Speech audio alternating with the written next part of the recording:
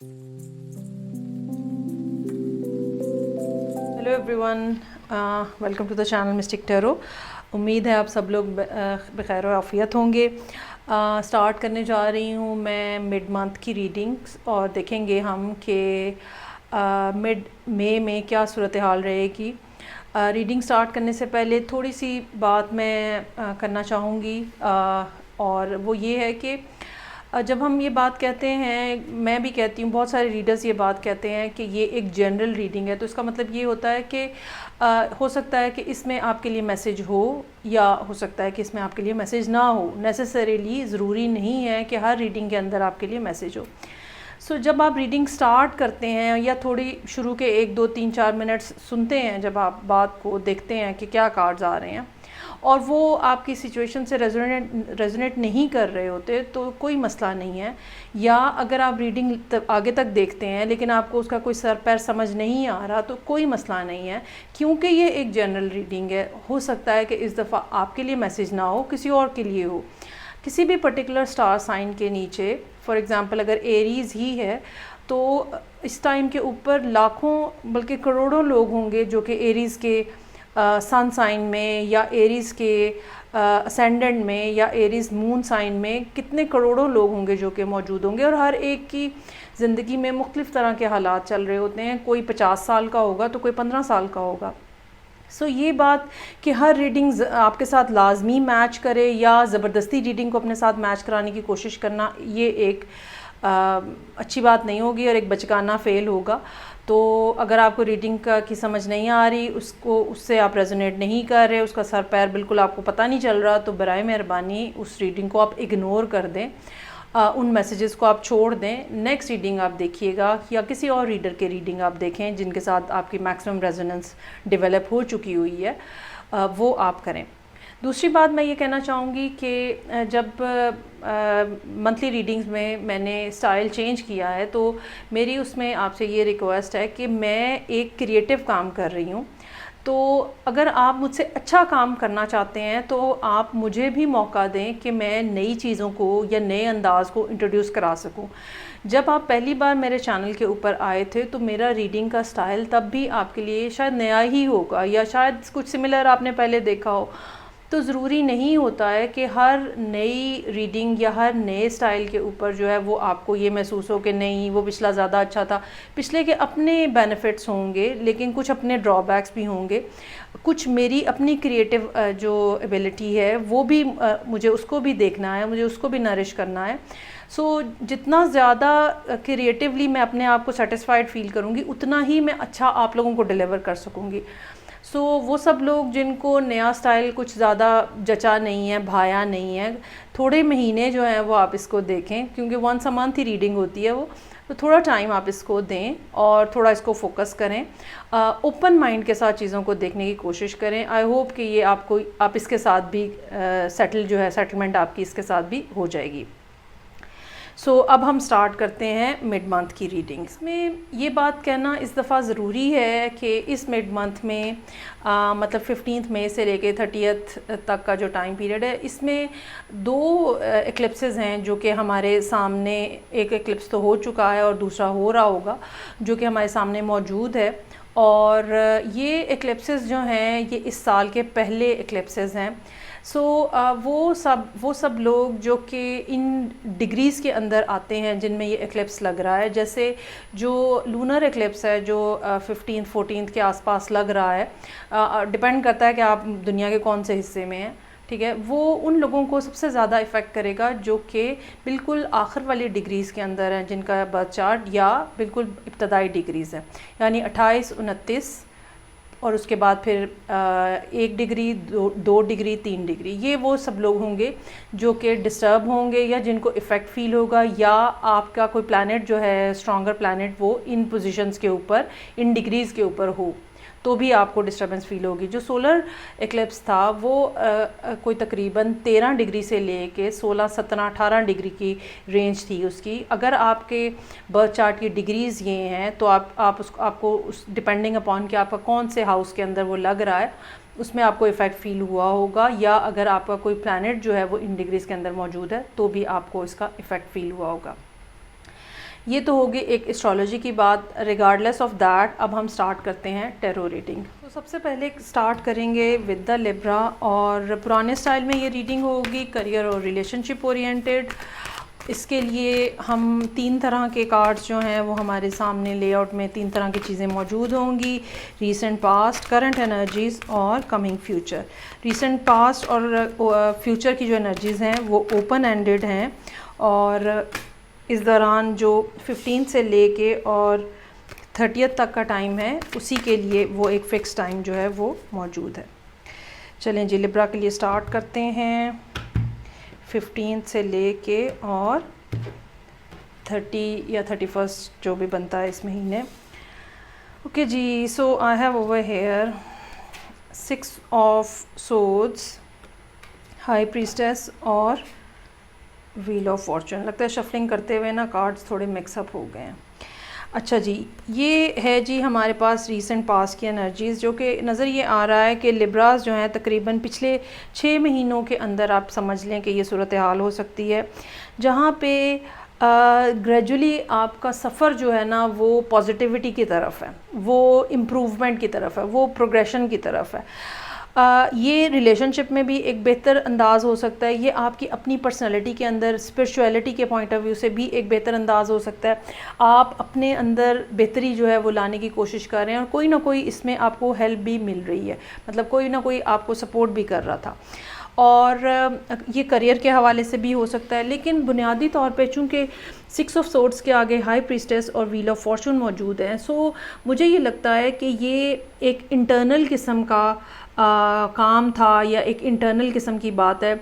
जब हम internally properly aligned होते हैं तो हमारे रिलेशनशिप, हमारी अपनी पर्सनैलिटी, हमारा काम जो कि करियर है, स्टडीज़ हैं, जो भी चीज़ हम ज़िंदगी के अंदर कर रहे हैं, जो हमारा एम है, जो मिशन है, सब जो है वो पॉजिटिव डायरेक्शन में चल रहे होते हैं। सो यहाँ पे जहाँ पे आपने अपने अंदर या एक तब्दीली लेकर आए हैं, या एक सेट ऑफ चेंज जो है वो लिब्रा लोगों ने अपने अंदर फ़ील किया है, और ग्रेजुअली वो पहले से बेहतर जगह पे अपने आप को इम्प्रूव करते चले जा रहे हैं। साथ ही साथ हाई प्रीस्टेस और व्हील ऑफ फॉर्चून जो है वो इस बात की तरफ इशारा कर रहा है कि आप हो सकता है कि पिछले कुछ अरसे के दौरान खामोश हो गए हों, और कम बोलना, कम लोगों से इंटरेक्शन करना, ज़्यादा देर खामोश रहना, ज़्यादा देर लोगों को ऑब्ज़र्व करना, ठीक है, एक ये बात हो सकती है। दूसरी बात हो सकती है कि कोई कैंसर या पाइसेस आपकी ज़िंदगी में इंपॉर्टेंट है। और तीसरी बात ये हुई हो सकती है कि आपने अपने आप को स्पिरिचुअली बहुत ज़्यादा अलाइंड फ़ील करना शुरू कर दिया है, या आपको मैसेजेस जो हैं वो रिसीव हो रहे हैं। ये मैसेजेस जो हैं नंबर्स की शक्ल में, सीक्वेंस की शक्ल में हो सकते हैं, ये मैसेजेस ड्रीम की शक्ल में हो सकते हैं, इवन सॉन्ग की शक्ल में भी ये मैसेज जो है वो हो सकते हैं। और उसके बाद फिर थर्ड कार्ड जो है वो व्हील ऑफ फॉर्चून का है, जो इस बात की तरफ इशारा कर रहा है कि जो काम आप कर रहे थे, या जो प्रोसेस आपके साथ हो रहा था, वो अब काफ़ी हद तक कंप्लीट हुआ है, और उसके अंदर एक तब्दीली जो है वो नज़र आ रही है। ये तब्दीली जब अप्रैल में जुपिटर ने अपना हाउस चेंज किया है, और वो कैप्रिकॉन से एक्वेरियस में आ गया है, सॉरी हाउस चेंज किया है और एक्वेरियस से पाइसेस में चला गया है, तो भी आपके लिए एक तब्दीली जो है वो मुमकिन हद तक हुई होगी। ये इस एक तब्दीली की बुनियादी वजह, अगर आप लिब्रा असेंडेंट हैं तो ये भी होगा कि 5th हाउस से 6th हाउस में ट्रांसफ़र हो गया है, जहाँ पे आपकी अपनी ज़ात के हवाले से, हेल्थ के हवाले से, काम के हवाले से एक इंटेंसिटी जो है वो चीज़ों में बढ़ जाती है। अब जबकि ये 15th मई वाला टाइम है, तो तब क्या सिचुएशन यहाँ पे नज़र आ रही है। So I have over here for you 5 of pentacles, 2 of swords और 7 ऑफ कप्स। अच्छा, पहली बात तो ये है कि मिड मंथ में यकीनन कुछ ऐसी सिचुएशन होगी जो कि आपको लगेगा कि फ़ाइनेंशियली कुछ मामलात गड़बड़ हैं, और ये एक पॉसिबिलिटी है। दूसरी पॉसिबिलिटी आपके लिए ये हो सकती है कि जिनके साथ, जैसे मैंने यहाँ स्टार्ट में कहा कि कोई है जिसके साथ मिल के आप एक प्रोसेस कर रहे हैं, या कोई आपके लिए एक सपोर्ट बना हुआ है, तो हो सकता है कि यहाँ पे वो इन 15 दिनों के अंदर उनसे कोई नाराज़गी हो गई है, कोई खफगी हो गई है, आप उनको छोड़ के आ गए हैं, वो आपको छोड़ के चले गए हैं, कोई भी बात पॉसिबल हो सकती है। दूसरा मैंने ये कहा कि यहाँ पे कोई पाइसेस या कैंसर इंपॉर्टेंट हो सकता है, और बिल्कुल इस बात का इम्कान है कि उनसे भी आपकी कम्युनिकेशन जो है वो डिसरप्ट हो जाए, और ये कम्युनिकेशन आपने जानबूझ के बंद की हुई है, क्योंकि यहाँ पे 2 ऑफ सोर्ड्स का कार्ड है। ये जानबूझ के मुझे आपसे बात नहीं करनी, मुझे आपकी बात नहीं सुननी, ठीक है, कोई चीज़, कोई आइडिया, कुछ शेयरिंग नहीं हो रही। और तीसरी बात जो है वो 7 ऑफ कप्स की है। एक कन्फ्यूजन है, एक मिसअंडरस्टैंडिंग भी का भी लेवल हो सकता है। ये भी हो सकता है कि आप यहाँ पे नई चीज़ों को ट्राई करना चाह रहे हो, नए लोगों को ट्राई करना चाह रहे हो, नए रिलेशनशिप्स को ट्राई करना चाह रहे हो, और आप ये चाह रहे हो कि कुछ ज़िंदगी में कुछ ऐसा किया जाए जो कि पहले नहीं किया है, कुछ हटके हो। जब यही सूरत हाल हम करियर के हवाले से देखते हैं तो 5 ऑफ पेंटिकल्स, जैसे मैंने कहा, मनी मैटर्स में डिफ़िकल्टी जो है वो नज़र आ रही है। आपको महसूस होगा कि पैसों की शॉर्टेज है। हालांकि ये 5 जो है वो हमें ये नहीं कहता है कि आपके पास पैसे कम है, ये एक फ़ीलिंग है बेसिकली, ठीक है, लैक की फ़ीलिंग है, कमी का एहसास है जो कि यहाँ पे आपको हो रहा है। उसके बाद 2 ऑफ सोर्ड्स है। इंटरनली आप कुछ चीज़ें सोचने की कोशिश कर रहे हैं, प्लान करने की कोशिश कर रहे हैं, लोगों को कम रिस्पांस दे रहे हैं। ये आपकी वर्क प्लेस के ऊपर भी सूरत हाल होगी। ऐसा बिल्कुल मुमकिन है कि अगर आप कहीं जॉब करते हैं और आप जॉब के ऊपर जाके भी बस अपने काम से काम रख रहे हैं, कोई इंटरेक्शन ज़्यादा नहीं हो रही है। तीसरी बात जो एंड ऑफ मई एक्सपेक्टेड है वो काम के हवाले से मल्टीपल ऑप्शंस हैं जो कि यहाँ पे नज़र आ रही हैं। ये ऑप्शंस जो हैं डिफरेंट किस्म की ऑफ़र्स हो सकती हैं, डिफरेंट किस्म के आइडियाज़ हो सकते हैं। ख़ास तौर पे अगर आपका काम कोई क्रिएटिव टाइप का है तो ये डिफरेंट आइडियाज़ होंगे जो कि जहन में आ रहे हैं, और आपको थोड़ा कन्फ्यूजन भी है कि किसको पिक करें, किसको चूज़ करें, कौन से आइडिया के ऊपर फ़ौरी तौर पे काम करने की ज़रूरत है। और कमिंग फ्यूचर में देखा जाए तो यहाँ पे मेरे पास मौजूद है 4 ऑफ वॉन्ड्स, स्ट्रेंथ का कार्ड भी है, और 7 ऑफ वॉन्ड्स भी है। अच्छा जी, कमिंग फ्यूचर में अगेन एक ओपन एंडेड सिचुएशन है यहाँ पे, लेकिन चूँकि लियो का कार्ड है सो हम कह सकते हैं कि ये सूरत हाल चलते चलते अगस्त तक जाती हुई नज़र आ रही है। इन जिनके साथ आपकी नाराज़गी हुई है या जिनके साथ आपकी खफगी है और जो कि मिड मई में मौजूद है, उनके साथ आपकी सुलह सफाई होती हुई नज़र आ रही है, पहली बात।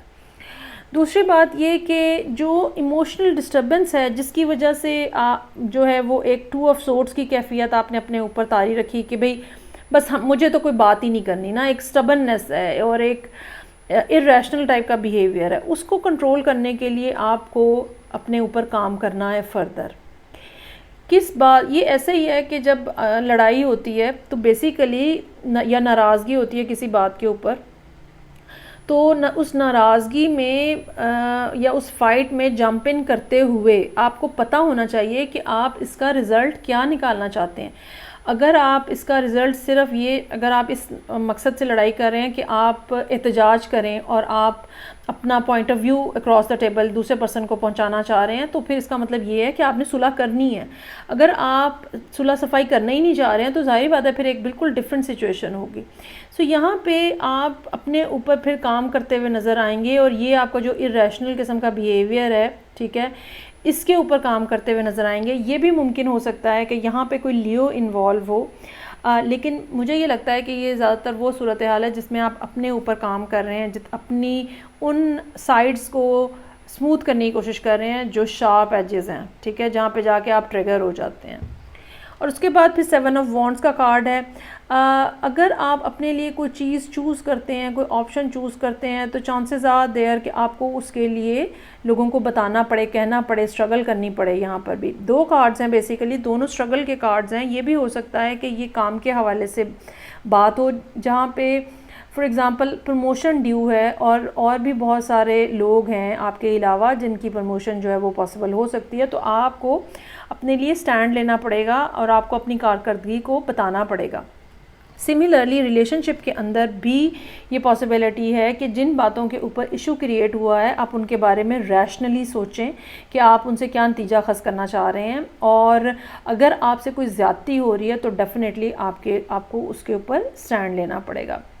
ओवरऑल जो माइंडसेट यहाँ पे नज़र आ रहा है लिब्रा लोगों के लिए, चाहे करियर है के मामलात हैं चाहे रिलेशनशिप के, वो एक बैलेंसिंग एक्ट है जो कि आप करते हुए नज़र आ रहे हैं, चीज़ों को स्मूथ करने की कोशिश कर रहे हैं। इस सारे मामले में जो 15 से लेके और 31 तक है, इसमें भी कोई ना कोई चीज़, कोई ना कोई बात ऑलरेडी ट्रिगर हुई है। आपको मई का जो मंथली रीडिंग है वो देखनी चाहिए, तो कोई ना कोई बात ट्रिगर हुई है जिसका ये नतीजा निकल रहा है। और अब बाज़ दफ़ा क्या होता है कि हम सिर्फ अपनी बात समझाने के लिए और बताने के लिए, अपना मौक़िफ़ बताने के लिए भी लड़ाई करते हैं, ठीक है।